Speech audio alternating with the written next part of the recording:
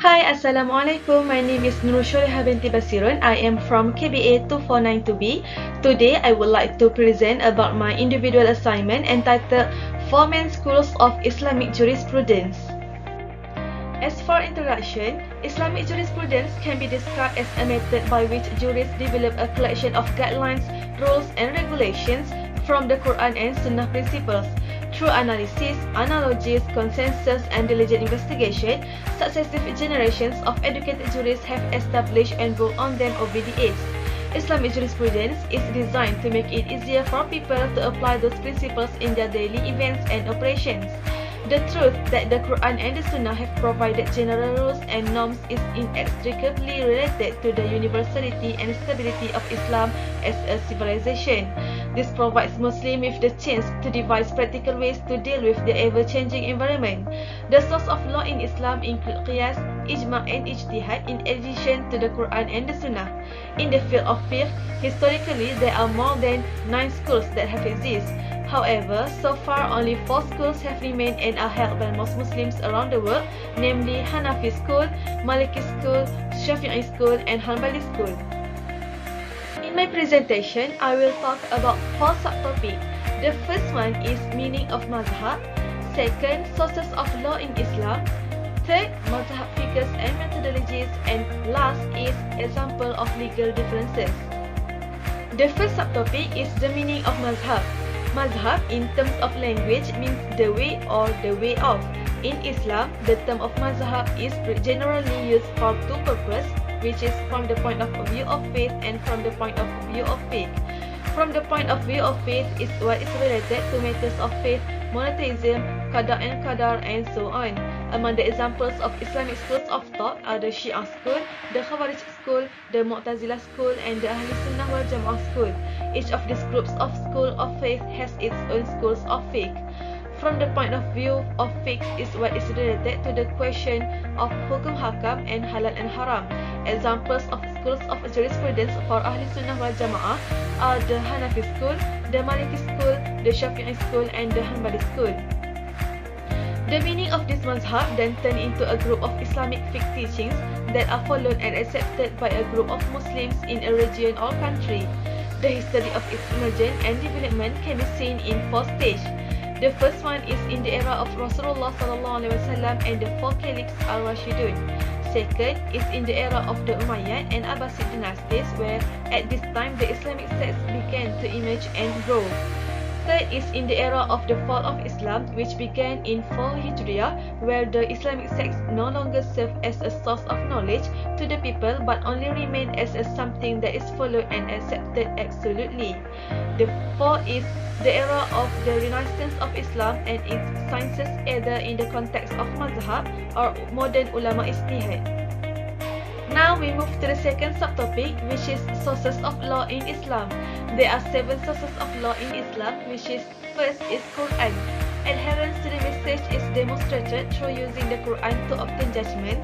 The Quran has several ayah that declare that the Quran is a source of rule, direction, and wisdom. Second is the Sunnah. Together with the Quran, Sunnah is a legislation sources, and the Quran cannot be comprehended without the application of Sunnah. Third is ijma'. Ijma' is the verbal noun of the Arabic word ajma', which has 2 meanings. First is to determine, and second to agree upon something. The fourth is qiyas. The word qiyas has a linguistic connotation of measuring. Qiyas is a legal word that refers to the extension of a Sharia decision from one case to another due to the equivalent of the underlying reasons. In the volumes of Usul al-Fiqh, there are particular norms and regulations for qiyas. One such criteria is that the new case should not have any existing rulings from the Quran, Sunnah, or Ijma'. The fifth is istihsan. Istihsan literally translates to approve or do something better. Istihsan is a legal word that refers to moving from one qiyas to another for a cause of halting a qiyas for a purpose. Any of these alternatives may be considered by a mujtahid. First is istihsan by qiyas, which is changing from one qiyas ruling to another qiyas ruling owing to a stronger cause. Second, istihsan by necessity, which is relocate to another qiyas due to necessity. Third is istihsan by sunnah, which is cancelling the qiyas owing to a hadith conflict.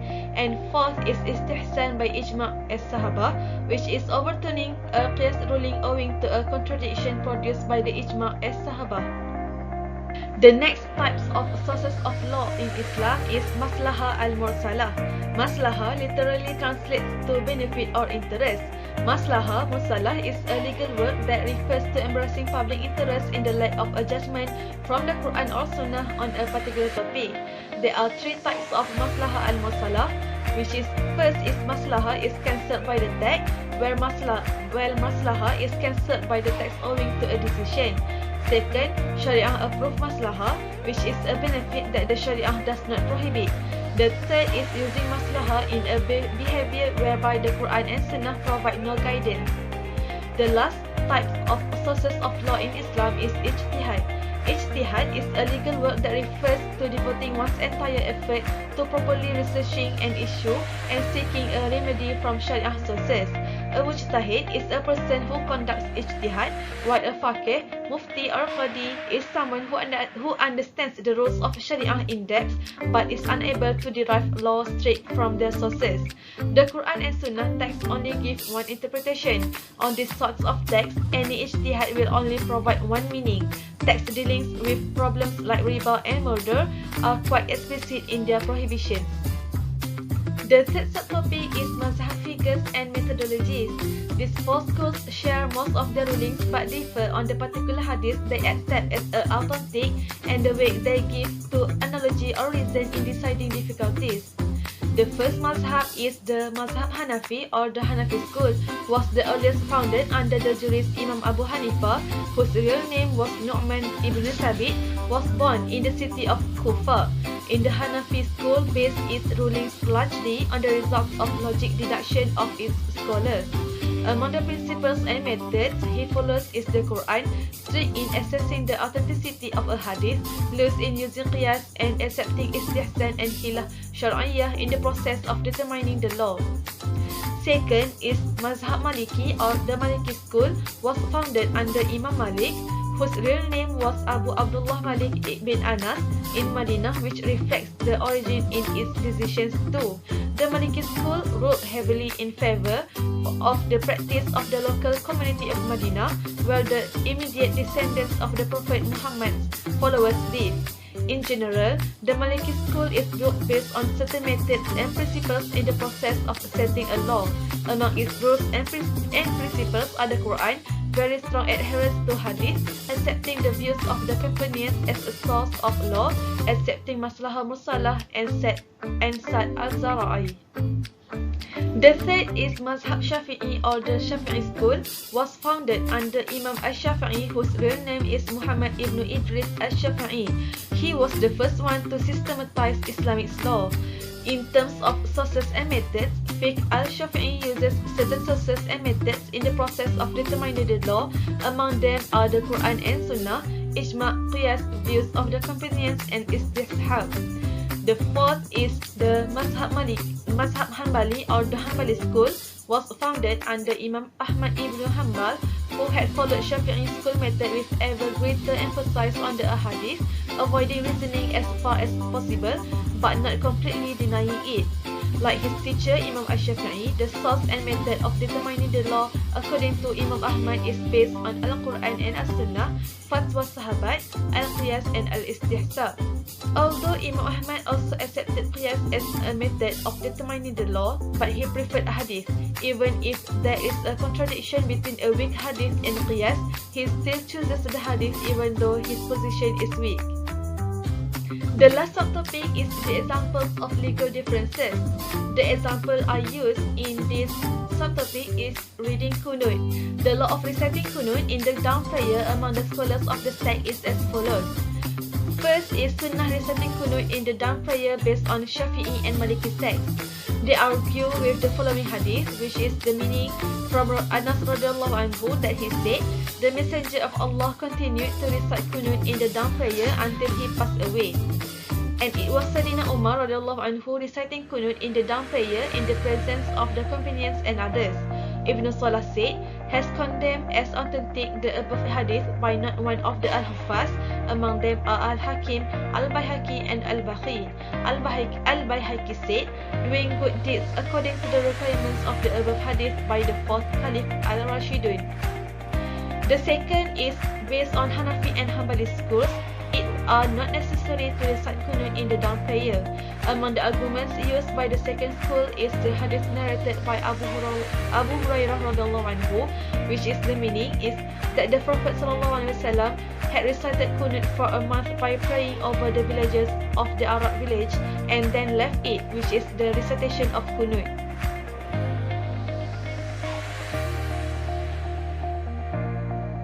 In conclusion, the existence of sects is only a result of the use of different methods and means of evaluation among the mujtahid scholars. This difference occurs in branch and furu' methods only, not in things that are basic or fundamental. Thus, sectarian differences are not something that should be the basis for divisions and disputes among Muslims. Although Muslims today come from different sects, they need to emulate the attitude practiced by each imam of the sect. The diversity of sects is a blessing and a gift of Allah subhanahu wa ta'ala to Muslims. They do not have to be bound by a single point of view in their lives. This makes it easier for Muslims to live different lives according to different phases and times and face the challenges of life with wisdom and prudence. At the same time, Muslims should also know their priorities in faith so that all differences, whether in sects or disputes, can be more easily resolved. Basically, there are four main schools under Islamic legal thought. One is the Hanafi, Maliki, Shafi'i and Hanbali. Now, you see, the different schools of Islamic legal thought emerged due to the independent interpretation of general principles of the Quran and Sunnah by various prominent scholars over the centuries. Each school is designated the name of its founding scholar. All these Islamic schools of Islamic legal thought were established in the very early years of Islamic history. Basically, the purpose of each school was to, interpret the general principles of Quran and Sunnah in relation to the specific cases. And this was done by prominent scholars. And a lot of scholars, again under each school of thought, had written many books related to Sharia. The founder of each school was the prominent scholar, and scholars under each school had written various prominent books interpreting the Quran and Sunnah. The purpose of introducing the concept of madahib is basically because even today we have seen that the Muslims across the world living in various countries follow different madahibs in terms of the interpretations of the general principles. So sometimes we may see variations in the practices of Islamic banking and finance. These variations are related to the variations in the school of thought. So there are some Islamic products which are practiced, for example, in Malaysia, because the Shafi'i school of thought allows those products. But at the same time, those products are not allowed in the Arab world because the other schools of thought, do not allow them. So the people living in the other parts of the world who follow the other schools of thought.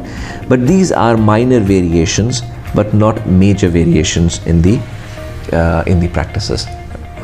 By these slides, I have come to end my presentation. Thank you for your time.